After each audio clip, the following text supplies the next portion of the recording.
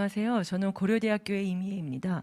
오늘 한국외국어대학교의 이태영 교수님께서 참석을 못하셔서 제가 대신 발표를 하게 되었습니다. 다음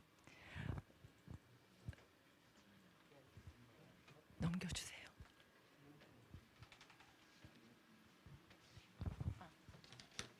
죄송합니다. 네, 저희는 늘 과제 발표할 때마다 조금 복잡하다는 평을 많이 들었습니다.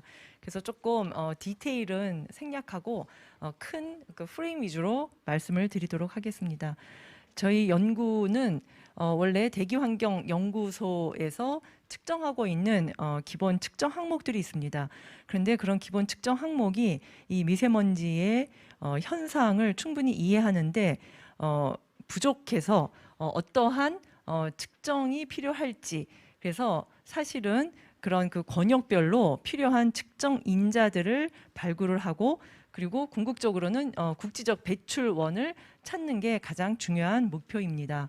그리고 더불어서 저희는 또 국외 유입을 무시할 수가 없잖아요. 그래서 국외 유입, 그리고 또 권역 이동. 근데 이 국외 유입은 저희 1-1 과제하고 연계가 되어 있습니다. 그쪽에 그 과제의 결과를 저희가 공동 활용을 하면 됩니다. 그리고 저희가 산출하는 결과는 나중에 우심 지역을 또 평가해서 선택하는데 도움이 될 거라고 판단이 됩니다. 그래서 이런 그 기본 자료를 활용을 하고요.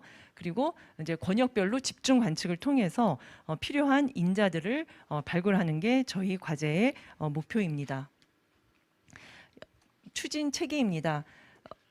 이태영 교수님께서 사업 총괄을 맡고 있고, 저희는 각각의 연구진이 이러한 그 권역별로 배정이 되어 있습니다.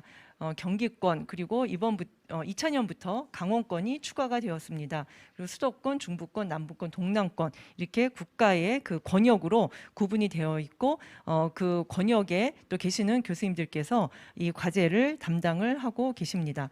1차년은 굉장히 짧게 시작이 되어 가지고 지난 1월에 집중 관측을 실시를 했습니다.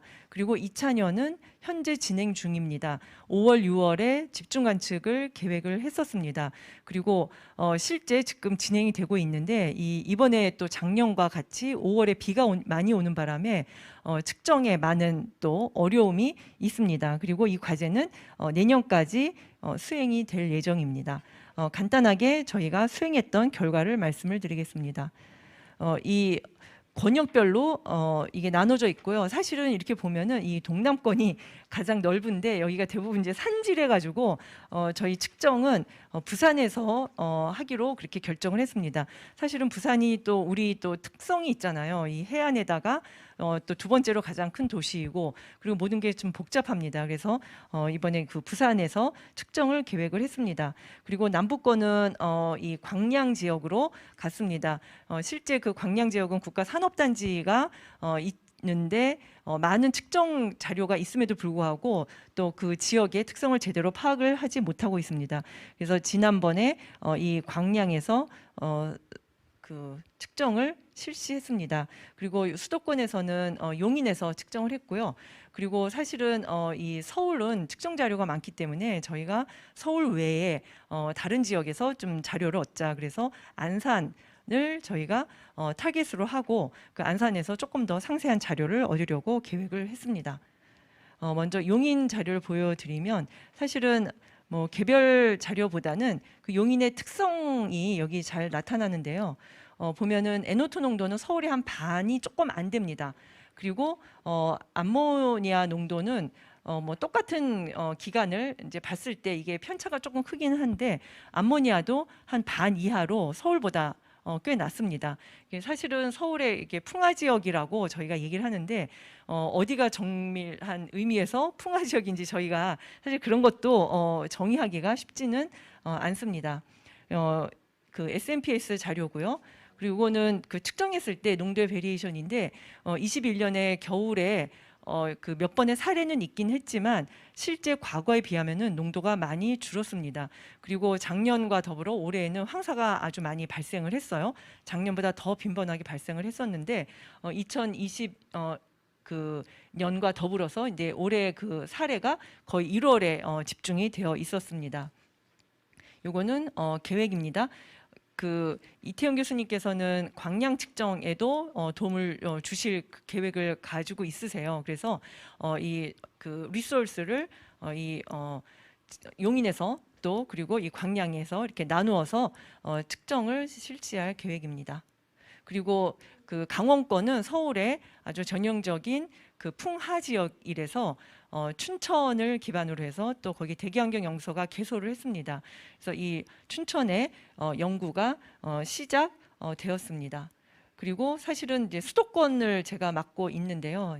수도권 일하기보다는 실제 이제 전체 왜냐하면 권역이 여러 군데가 있는데 전체를 한꺼번에 종합할 수 있는 뭐 플랫폼이 없다고 그렇게 이제 의견을 주셔가지고 저희는 이 각각의 권역의 동요원서를 분석을 하기로 했습니다.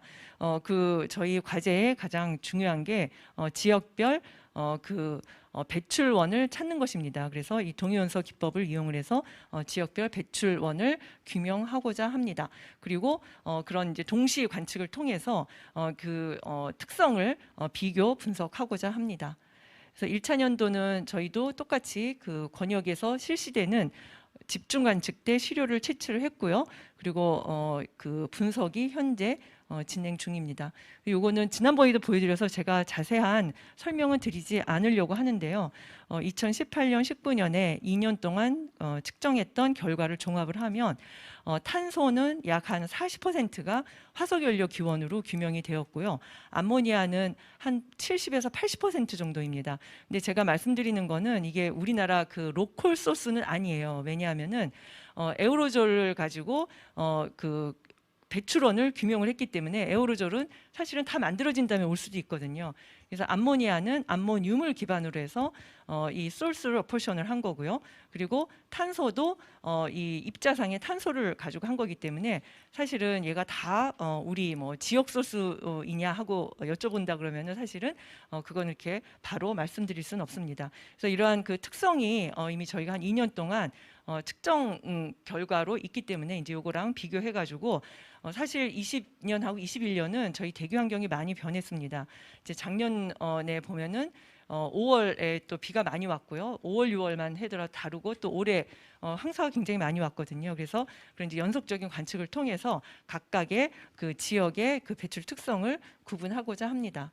요거는 그때 저희 그 1월에 집중 관측했을 때 그냥 비교 아주 간단한 비교입니다. 그래서 비교를 보면 안산은 실제 저희가 예상보다는 설페이트 농도가 약간 높은 거 그리고 오존이 겨울인데도 높았습니다. 그래서 그 두 개를 제외하면 실제 그 PM 2.5의 농도가 그렇게 높다거나 또 다른 거에 비해서 뭔가 이제 배출 그러니까 배출은 아직 저희가 모르고요.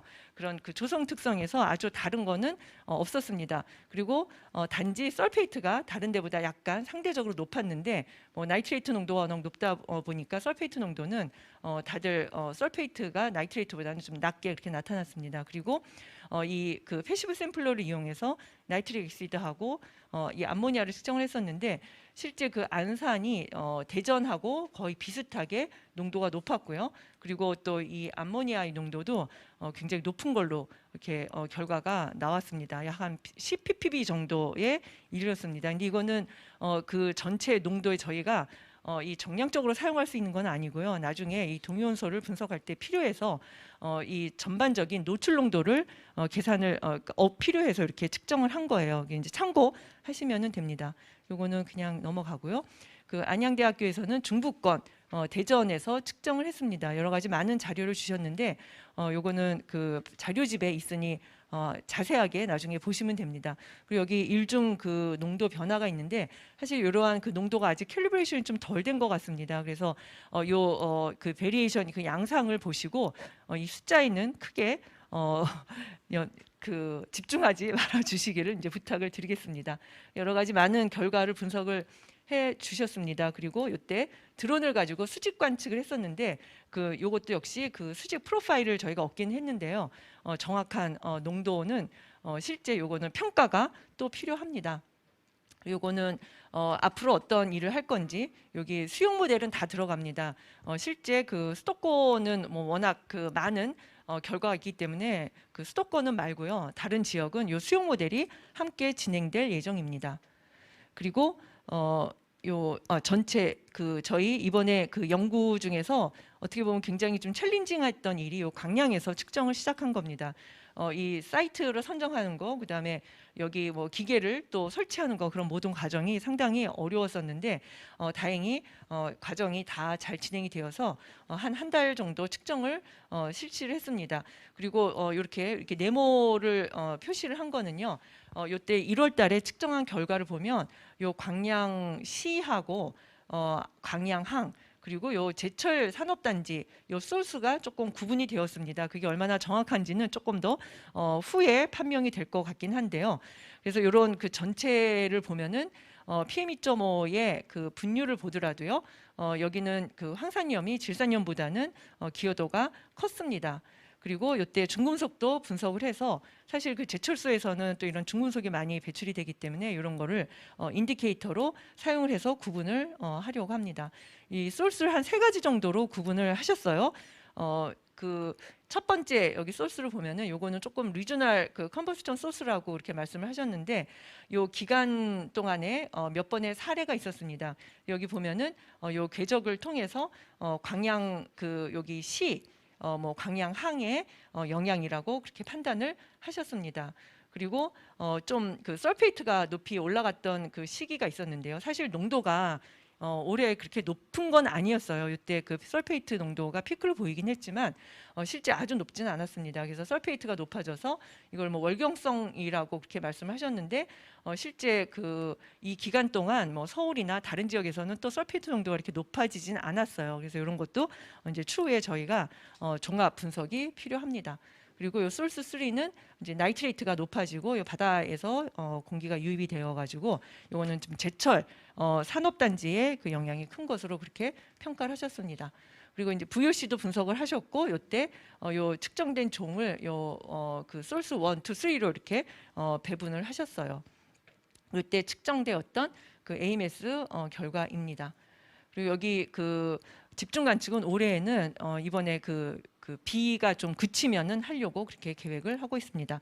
그리고 부산에서 측정을 실시했습니다. 부산은 워낙 바람장이 복잡해가지고 에어로졸은 저희가 잘 모르지만 오존은 이 공기가 리서큘레이션 되면서 이 바다에서 들어올 때 오존의 농도가 높아진다. 그러면 굉장히 부산에서 연구가 많이 되어 있거든요. 그래서 이 PM2.5도 혹시나 그런 영향을 볼 수 있을지 그래서 저희 그 연구를 수행을 했습니다. 그리고 그 부경대에서 측정을 했습니다. 부경대에서 이런 그 집중 관측은 처음 실시가 되는 거고요. 사실은 그 최원숙 교수님께서 더 그 잘 하시는 부분은 이 파티클의 그 다이나믹스예요. 그래서 이 SMPS를 가지고 이런 그 모드를 뽑아내고 이 그 전체 PM2.5 농도와 이 모드의 그런 상관성을 보려고 합니다. 사실 뉴 파티클 포메이션 그리고 또 그 PM2.5로 그 파티클이 자라는 그런 과정을 저희가 이해를 다 하지 못했기 때문에 사실 이 바닷가에서 이 도심이 위치하고 있는 부산에서는 매우 적절한 연구라고 판단이 됩니다. 이러한 그 내용으로 구성이 되어 있습니다. 이상입니다.